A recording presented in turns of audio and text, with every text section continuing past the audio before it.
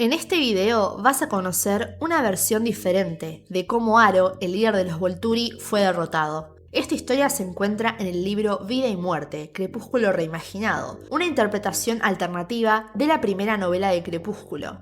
En esta versión, algunos personajes cambian de género, y con ello las dinámicas y eventos también sufren transformaciones significativas. En Crepúsculo seguimos la historia de Bella Swan y Edward Cullen, pero en esta nueva versión los roles se invierten. Bella se convierte en Beau y Edward se transforma en Edith, una vampiresa que, al igual que Edward en la historia original, se enamora de un humano. Este cambio no es solo superficial, sino que afecta las interacciones y la percepción de los personajes, modificando las relaciones que construyen a lo largo de la trama. Este libro nos da una idea de cómo hubieran cambiado las cosas si los personajes hubieran sido de géneros opuestos, planteando reflexiones sobre los roles tradicionales, las expectativas sociales y, por supuesto, el amor. Además, se reimaginan ciertos elementos de la trama, especialmente en lo que respecta a los Volturi, la sociedad secreta de vampiros que gobierna en el mundo vampírico. En esta versión alternativa, Aro, el líder de los Volturi, tiene un destino trágico.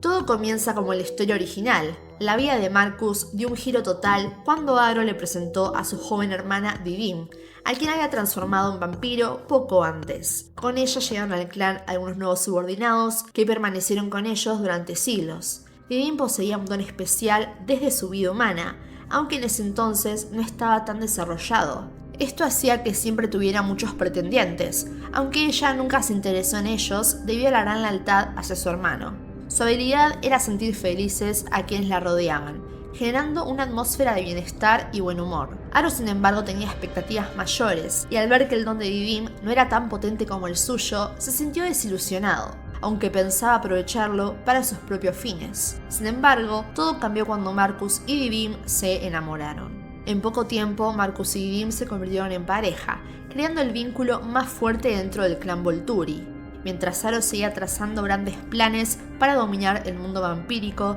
la pareja comenzó a considerar dejar el clan y construir una vida propia. A pesar de estos deseos, permanecieron junto a Aro durante varios siglos. Aunque Aro aparentaba estar feliz por ellos y les daba su bendición, en el fondo estaba muy molesto. Para Aro, el poder de Marcus era mucho más valioso que el de Vivienne. En combate, Marcus podía identificar al líder y a los miembros claves de la oposición, así como distinguir quién podría traicionar al clan si recibiera el incentivo adecuado. En situaciones diplomáticas, Marcus detectaba las emociones de los vampiros extranjeros hacia los Volturi, y dentro del clan podía percibir cambios en la lealtad de sus miembros, o si algún vínculo se había vuelto más fuerte que el compromiso con el clan. Además, Marcus era un guerrero ágil y formidable, algo que Vivienne no tenía. Aro aguardó el momento adecuado y cuando nadie sospechaba, asesinó a su propia hermana. Pero aquí es donde la historia cambia porque hay un testigo clave, Sulpicia, la esposa de Aro. Ella presenció todo y decidió hacer algo al respecto. Sulpicia no solo era la esposa de Aro en esta versión, sino que se convierte en una figura central, alguien que desafía la injusticia y toma un papel decisivo en el destino de los Volturi. Con esta revelación, Sulpicia entregó a su esposo a Marcus y sus soldados, revelando la verdad detrás de la muerte de Vivienne. Marcus finalmente descubrió quién fue el asesino de su amada, algo que en la historia original nunca ocurre. Tras la revelación, el clan decide ejecutar a Aro, pero había un problema. Su don de leer mentes era de gran valor y el clan lo utilizaba constantemente para mantenerse informado y anticiparse a las amenazas. Entonces Sulpicia conoció a una vampiresa llamada Melee, quien tenía un poder único, la habilidad de transferir dones de un vampiro a otro. Sulpicia ideó un plan brillante, con la ayuda de Melee para transferir el poder de Aro a ella misma.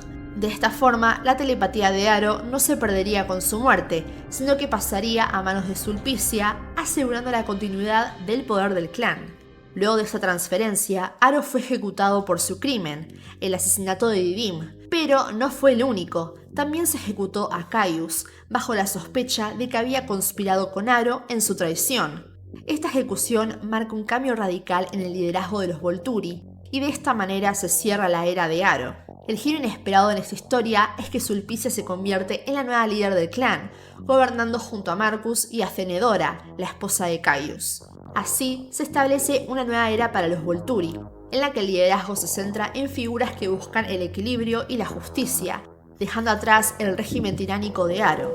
Melee también fue reclutada para quedarse en el clan Volturi, y desde entonces su habilidad única ha servido como un recurso valioso para mantener el equilibrio en el clan. Este cambio en la estructura de poder permite que los Volturi se fortalezcan y se mantengan unidos bajo un nuevo liderazgo. Y así concluye esta historia alternativa en la que Aro, el implacable líder de los Volturi, finalmente enfrenta la justicia a manos de quienes alguna vez fueron sus aliados más cercanos. Con su caída se abre una nueva era para el clan Volturi, liderada por Sulpicia, Marcus y Afenedora, dejando atrás el oscuro legado de manipulación de Aro. Si te gustó esta versión alternativa de la saga, no olvides suscribirte y darle me gusta para seguir viendo contenido como este. Muchas gracias por ver y nos vemos en el próximo video.